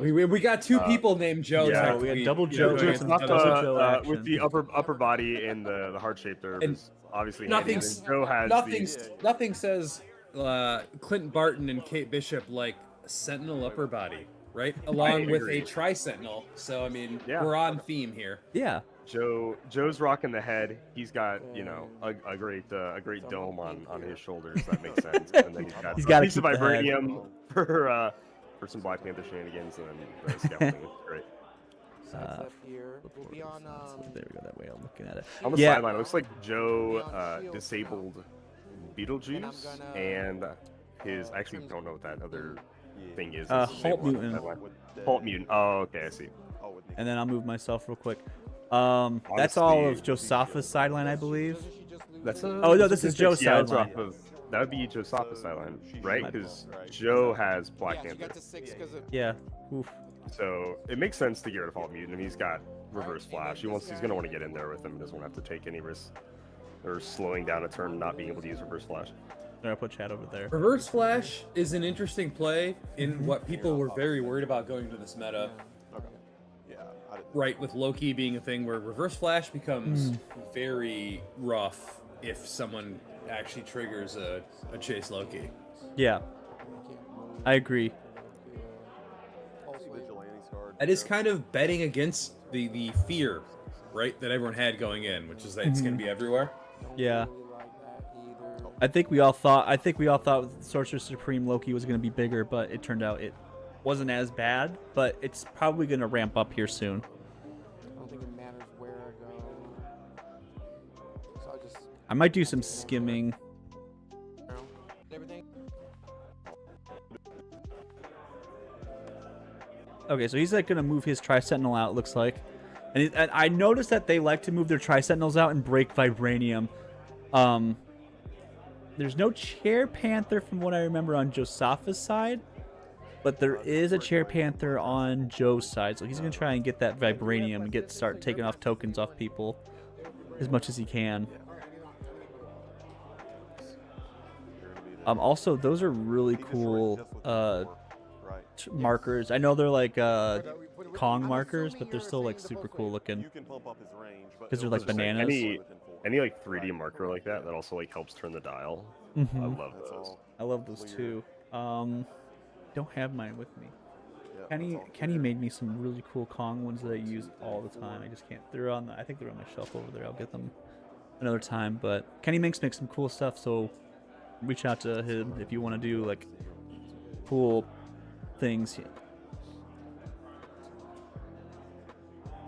Yeah, sometimes, like I said, sometimes it's better to watch these like live, but we'll see how this goes. Destroy, well, Pulse Wave, it'll destroy that one, correct? But not that. He's thinking about pulse waving, it looks like. Alright, so. Sunset Veil, Reflex.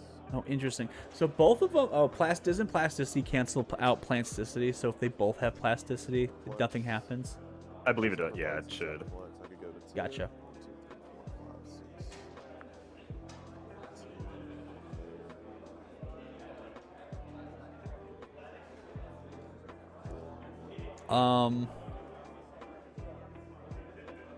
I will say this for if someone walks into a game like a game store, comic shop, whatever, people are playing Heroclix, and they see large figures like Tri-Sentinel on the map, Mhm.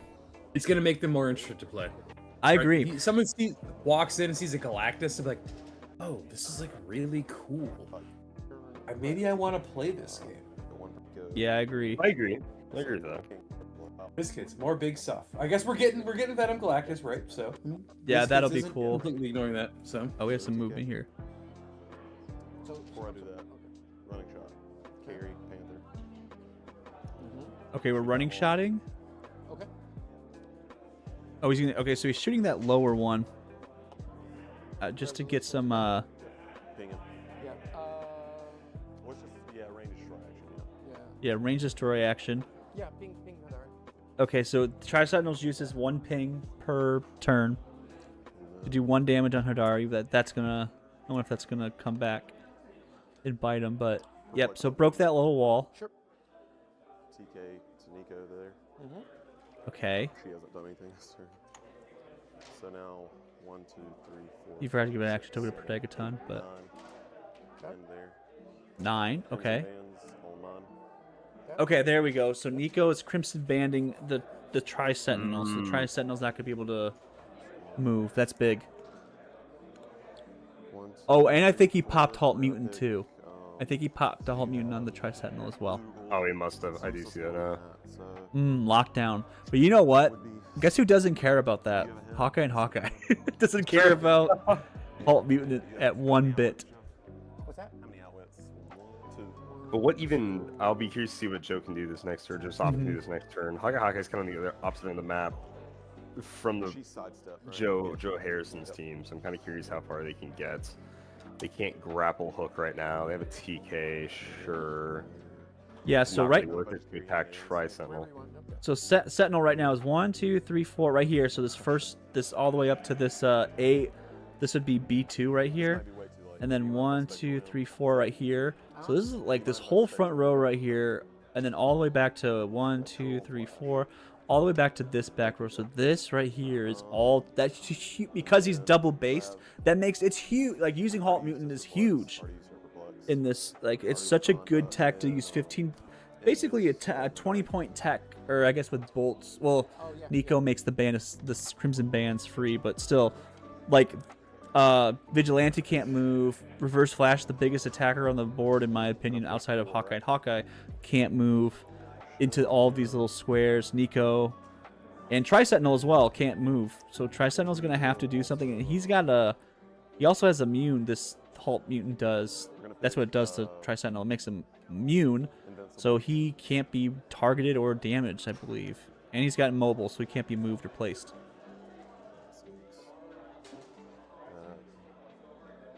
Okay, Josafa looks like popped spectral armor. Did I miss that? Invincible. Okay, so Reverse Flash chose Invincible.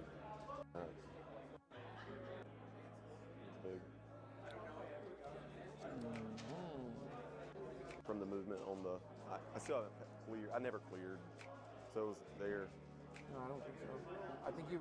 I can't run through the vibranium. Is that 1, 2, 3, 4, 5, 6, 7, 8, 9? So you'd be one this way. Oh, I'd be one. Be one You're that one way. short to the side. Don't worry about it. Okay, so it looks like he miscounted. I think he wanted to move through the vibranium, but because of where he counted it through, they made it so that he just walked up the steps. I did not pick any good Weird. That's crazy. Yeah, stats are useless. We'll go shape change. Okay, so Nico picked Shape Change. So Nico is forced on Shape Change. You guys don't know, Nico can free once per game, can pick any standard power and use it for the rest of the game. He's just got Shape Change. Spectral's on Reverse Flash. Okay, so they pop Spectral Armor on Reverse Flash, so reduces damage from attack by 4. Yep. +1 defense. +1 defense here. +1 movement. Yep. +1 move. Okay, yep. So All right, let's see what happens. Let's see what Josafa can do here. So 1, 2, 3, 4, 5, 6, 7. I'm not going to destroy anything.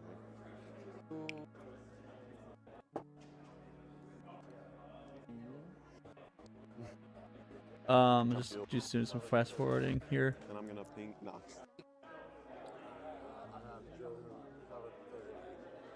So I'm gonna take pink defense here. Okay, so his Nico's choosing Invincible. No. Go for it. Go That's for her it. once per game, right? She Yep, doesn't that's her have once per game. So Runaway Josafa's once per got game. Invincible, and Joe's once per game for Nico has shape change. Okay. That's funny. Funny to choose free Invincible so that she actually doesn't take any damage from Tri-Sentinel. Yeah, no Yeah. more. That's very No good. more I mean, pings. It's a good plan. Question here. Alt mutants 1, 2, 3, 4. Technically, if I go 1, I'm good. Okay. Yeah, moves to a single base character. Okay. Mhm. Yep. It's weird how that interaction is because you don't like destroy all of that stuff if you walk through it. You have to go like one square. Yeah. Yeah, you become a normal character. That is Yep. an odd interaction. You, Oh, like, it makes shrink so much down. sense for moving and. getting Oh through yes, if pathways, it so- didn't work like that, it'd be so weird. Yeah, 100%. I agree. Or I'm this. not used to playing double.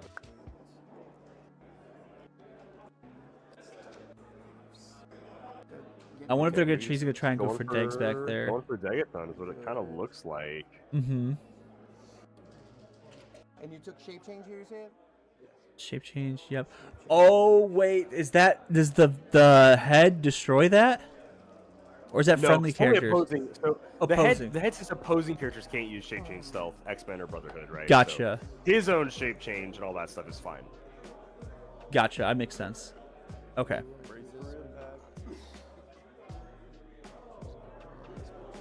Paul's favorite play. Oh, I'm watching some of the live chat right now is off screen right here for the Dial H chat. So I'm just I watching mean, you went through your some of it, wall. but Yeah. And Lisa. Yeah. It's kind of wild. Stump the clip, man. oh wait, that's right. So Joe Harrison popped pin particles, which if you read pin particles, he keeps it until the end of his next turn. So if Reverse Flash is giant right now, and then when it goes back to Joe's turn, he'll still be giant until the end of it. It's a nice little piece of tech that he showed, like, kind of explained to me. It's just kind of cool. Uh, 5, 6, 7. oh my Joe. gosh, is there a 6-7 Oh my joke gosh, right there? that's- Oh my that's gosh. Horrible. Grown man, by the way. Is there there? Yeah, that's fine. Yeah. Okay. And they're going for it. They're gonna go. Probably should have made a Kate, but that's fine. Or just do that for now, Joe. That's Tri-Sentinel. What's that? Yeah, that's fine. Yeah. Okay, so he just Oh, okay, moved. so he's measuring. Okay. Are you okay? I was for a second there. I was with like, the how fact on that earth did he kill Mr. Tri-Sentinel? Kate? You're good with that? Yeah, absolutely. Thank you, my good sir. Joe, what a nice guy. know. Allowing Joseph to make a Kate Bishop hog. Yeah, grab all of his, I would just all those like little tokens. After 3 years, you don't have a Kate Bishop hog? There it is. Just awesome. Right. Okay. So Kate Yeah, Bishop should coming be in. 4, 5, 6, 3, 2 should be good, right? The middle. Kate middle. Bishop. The only Make thing I this want nice to know is when it macaroni. comes out. Kate Bishop. Kate Bishop. This is you come here and make this nice macaroni. She will jump here. Okay, Will be on the sidestep, precision strike. there it is. She just like gets his stats, right?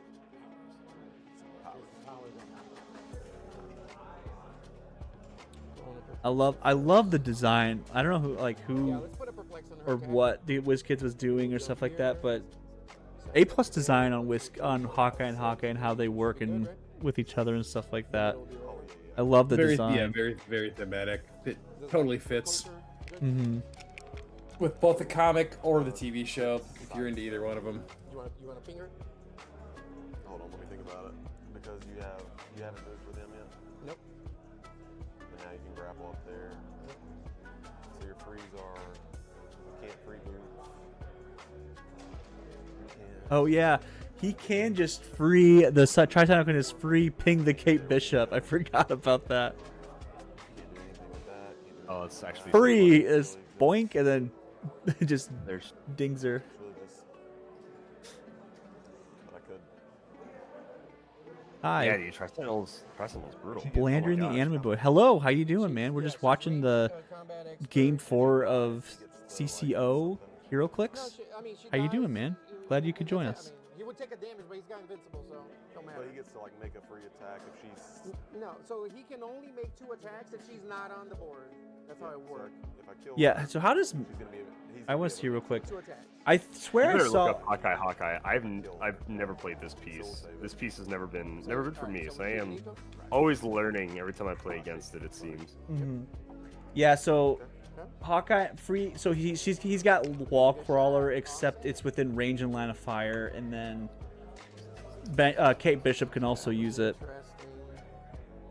And then if Good pulse wave.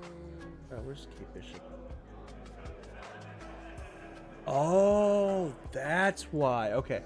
So once per turn, when Hawkeye and Hawkeye make an attack after resolution, they may make an attack. So if you attack once, at the beginning of your turn, Hawkeye and Hawkeye may use, they may generate Kate Bishop at the beginning of the turn. If they do, they can't use this trait until Kate Bishop is removed from the game. Kate Bishop, when is generated, give her a die showing any result. Kate Bishop can use the standard powers printed on the click number Hawkeye's card that matches her die's result. So you can just basically get to pick up. Basically, you just get to pick a power or whatever. If you choose click 4, you get running shot, Tensai, super senses, and enhancement. And then when she is KO'd, you deal Hawkeye and Hawkeye 1 damage. So that's why he's choosing invincible then you pick that turn for one. Animal Man. So if that Kate Bishop Pog dies, it deals no damage to Hawkeye. I was wondering that. I was watching an earlier game. I was wondering why he wasn't taking the feedback damage. Sorry, long-winded, but Kate Bishop's stats normally are 7, 11, 17, 2. She's also autonomous, so she does not count towards your actions. Just crazy. Very, very strong. Don't think it's gonna matter. I don't think Hawkeye can, like, from here. I don't think he can. This is definitely blocking. That's blown up. You can, but yes, that's blocked. Yeah, that's blocked. Yeah. All right. 3. So it looks like One, did 2, Kate Bishop hit the attack? Sorry, I missed that. I was explaining the Kate Bishop Pog. 4, 5, 6, 7. I believe so. Guess I could just Okay, go so hit Nico for a little bit. 4. So, and then we'll just stand next to Nico here, I suppose. And just power action moving. Just moving. Okay, so he's just moving Tri-Sentinel in position. And let's ping your Hodari again. Ping it, Ari. Yep. Oh, pinging Hadari. Okay. Okay. Ping So your Hadari's down 2 now. She's taking 2 damage. Hadari is not very tanky. There's not a lot of health. No, I mean, so if she's at lower, she no longer has access to her little commanding the lightning deal. She's on click. If she's on click 6, that is. I think So- he's playing her at 100. We will move Oh, okay. the Hodari. So he's Well, on. She is ping, still the ping. same. She's Yeah. exactly the same then if she's at 100.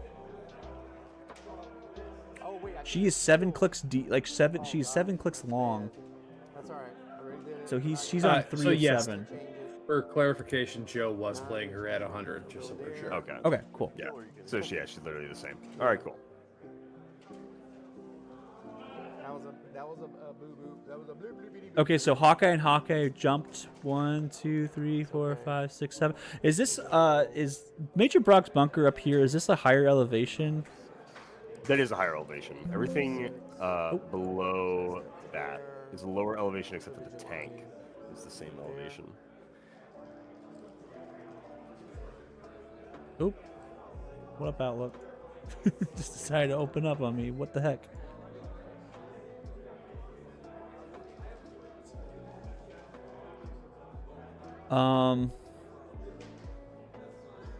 Okay, Vigilante just kind of, or Bagger moved Vigilante over here. A little interested to see what happens over here.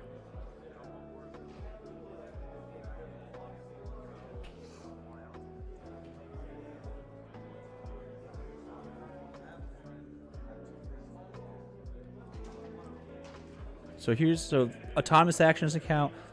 1 action move, or 1 action here to move, and then 2nd action here, 3rd action maybe here. Perplex on what she perplex. I perplexed the attack there on the Oh, cube. yeah, yeah. Okay. and that's 4. Oop, okay, I'm just And invincible currently. Okay. Big guy or willpower. Okay, so nothing. Okay, so that's kind of a dead turn. Like that, nothing really happened. Yeah, Big girl willpower. kind of shuffled around his whole team, and that's kind of it. Did some damage on upper Nico. body. That upper body's still sitting on the map, unused, which is She's cleared. interesting. One shots. Oh, got a light out. Some dramatic lighting. This dramatic lighting. Hold on a second. I think everybody hit their. Okay, so Hadari Yao took a token off. She's cleared because of one shots. Yep, she got cleared because of one shots. I think we're good. Okay. So I think he's counting out dices here, and then we're gonna see what happens. Right, Sentinel. I asked BJ. Judge. Okay, we got a judge question. Let's see what it is. Yep. Well, just in case. Which judge is it? Which judge? Okay, so if I sidestep through this wall, can I ping his Tri-Sentinel and he not ping me in return? Because he's off the map. That's hilarious. Do you guys hear what the question is? No, what was that? He's asking if Tri-Sentinel moves through this piece of blocking and pings Tri-Sentinel, will his Tri-Sentinel get to ping him back? Because they're both because he's taking a free action to break blocking and ping somebody, and then because he's taking a free action. Well, I don't think it would resolve, right? Because It wouldn't. dead at that. Right? Yeah. Yeah. This is Barnstable. I'm the active player. So once per turn, when an opposing character within range is given a free action, you're within range, you're given an action. So we've triggered it. Yes. It's going to resolve. After resolutions, you may deal that character one penetration. Because the range does not matter. It doesn't draw Except the for last resolutions. afterwards. Right. Yeah. So it's like Is that trait? And that trait's still active even if it's off the map. Right.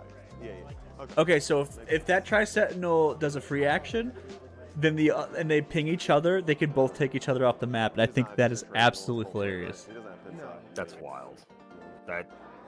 That doesn't seem to make sense to me. That seems quite silly. Worry about blind.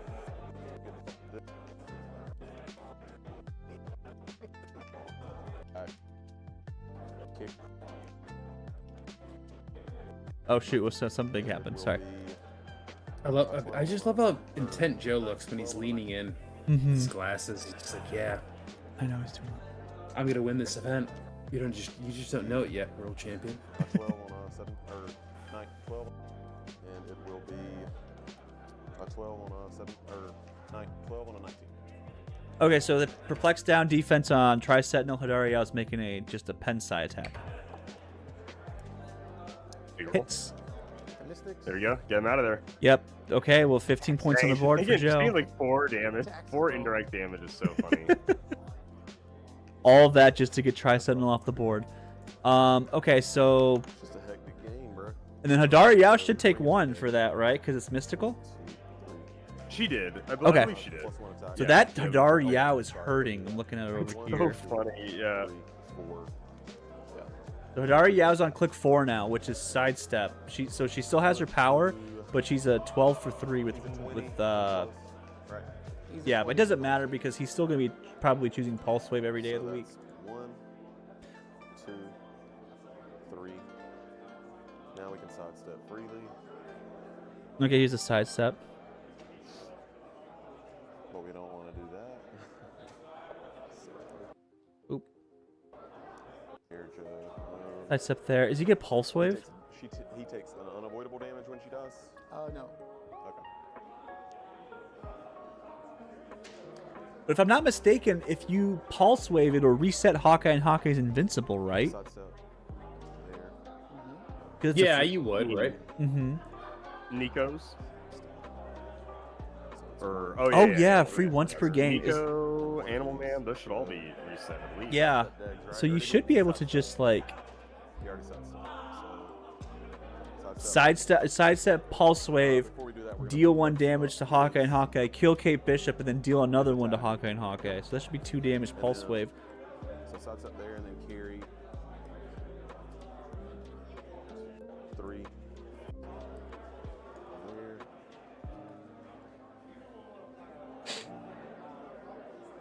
Okay. Carry. Carrying per Dagaton. Okay.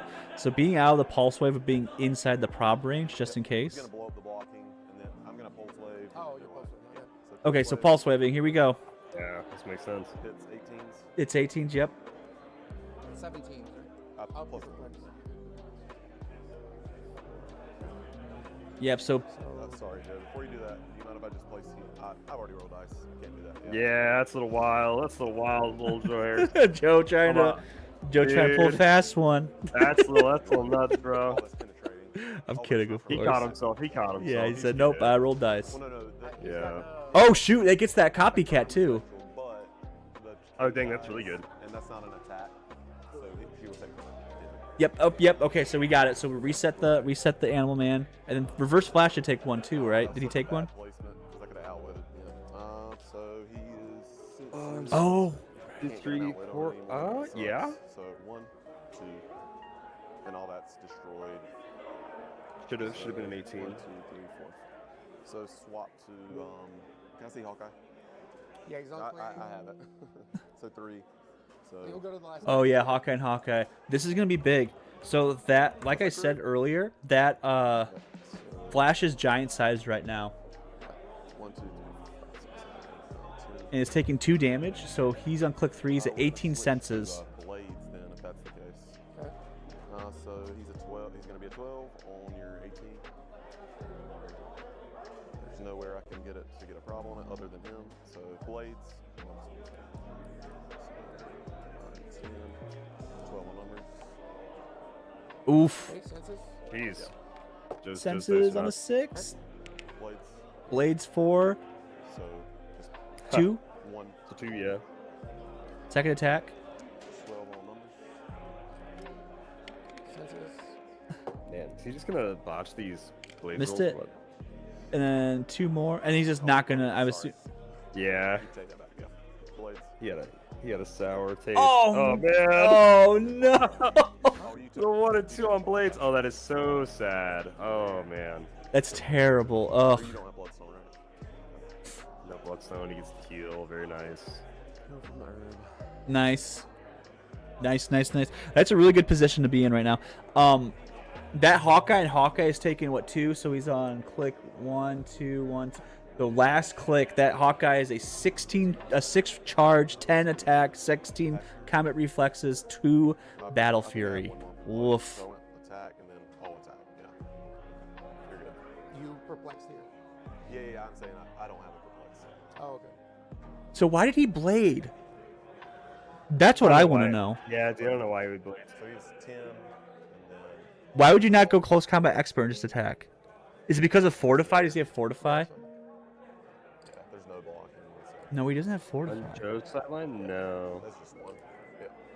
Go ahead, Joe. Sorry. I'm not seeing fortify. Yeah, I'm really confused why he blade. Why he didn't blade. Yes, she did. Or sorry, why he did blade. He could have just done 3 and 3 and KO'd him. Yeah, with the black flash and everything. I don't know. Oh yeah, the black flat. Did that not pop? I feel like it should have popped in this last one, right? Yeah, 'Cause they that were- should kill him. Yeah. He has 40 and I have 30. Okay. Oh, bro, asking for points. I'm really confused about that. I think that should kill him, right? And We're going can yeah, you it's ask better for there. points? flex, Like, is that is that legal to ask for points? I don't During think game? so. He's good now. Or what do you mean? I feel like you shouldn't be able to ask for points if that's. 20. Sorry, I'm going back. I just want to run it back real quick. So he's on top Sorry, dial, I guys, think. back. Could have outwitted attack. So he was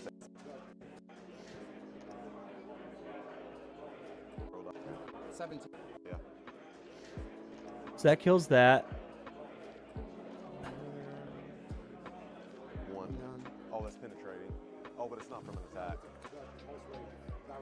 Well, no. He's got the He's spectral. spectral armor. He's spectral, but the Kate dies, and that's not an attack. So he will take that. Oh, he's spectraled. Mm. Oh, so he goes 1, 2. Oh, that was such a bad placement because I could have outwitted. Yeah. So spectral he 1, senses- 1. Oh, spectral Didn't outwit 1. anymore. That sucks. Okay, so he's still on click 3. So was I correct? 1, 2, 12 Senses, Blades. blades of. So just yeah, 1. Okay, so it does 1, so he's on click 4. 12 on numbers. It does the same thing, and then senses. Destroy it. This it reduce it by 1. Okay, Sorry. I see. He reduced all the damage except for the precision strike damage, so he's on click 5. And then he takes the 1 for Black Flash to click 6. So he's on click 6 right now. Sorry about that. I was really confused. It was a spectral armor that was throwing me off.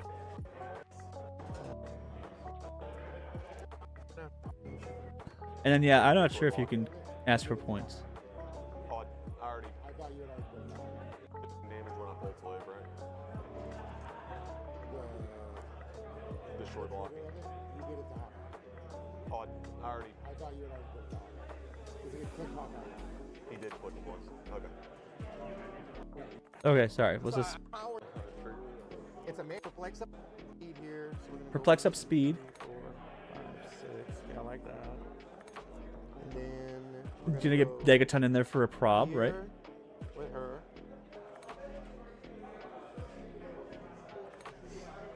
Yeah. All right, moving up. Take 1. Takes 1. Wait, for what? We're gonna outwit your Oh, the damage knockback. power there. Outwit damage. And then Yep. we'll knock him there and take 1. Yep. He's no longer giant size, so he can get knocked back now. Yep. This is all open, right? This is all here. Some of this way is still there. Okay, so Spider-Man's gonna come in and Mjolnir Ares bomb, or Senses will...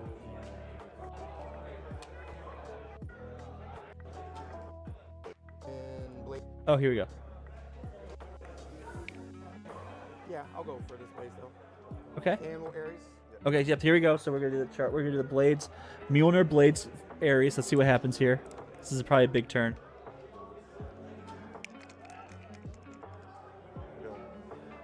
Yeah.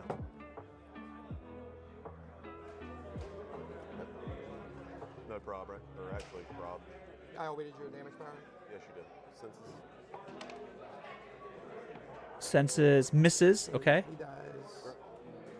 And then Blaze there. Okay. Blades on flash. Oh, for 5. There we go. Did I Oh, that's the game. with the kill? Then the shake from the world champion. This is a gentleman. Yes, because you get it without it. Nico did. What in the Was that last action called? Great game, man. Woo. That was That's intense. Oh my gosh! It was 30 to 4. It was 50 to 30. Holy smokes!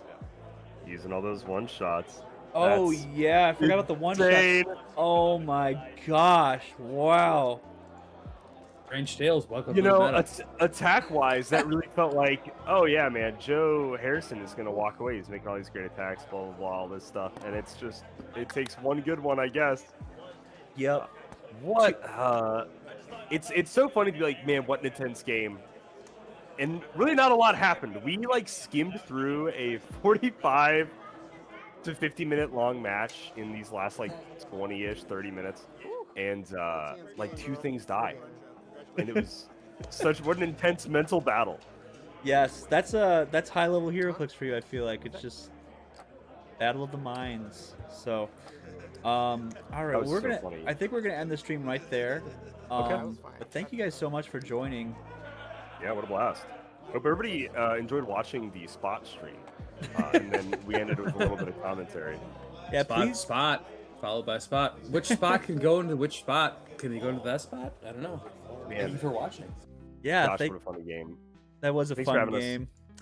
Oh yeah, absolutely. And again, I'll do these live streams more often. Also, if you have not yet, I do have a tournament, a shameless plug, I guess you could say. But I do have the Primes March Madness bracket all made right here. So if you want to fill out predictions to see who you think would win in a in the best Primes bracket, go ahead and fill one out if you want. Just go to I guess it's in like Facebook and everything. There's a bunch of different places where it's at, but anyways, yeah. All right, fine, I'll do it. I haven't filled it out yet. Fine. All You haven't right. filled it out yet, Calder? Wow, I have. No, lazy. Pretty cool. We have to do this. We have to do this play-in round soon. Tila versus Namor. Or who's gonna lose to Reverse Flash first? Boy. Although it'd be hilarious if one of them just won. This is all it's all voting based, so it's very possible. But, anyways, all right. Well, thank you guys so much for coming on, and thank you guys, all you guys who stuck with us for the whole stream. We'll see you in the next stream, whenever that is. We'll let you know. Happy trails. Happy trails.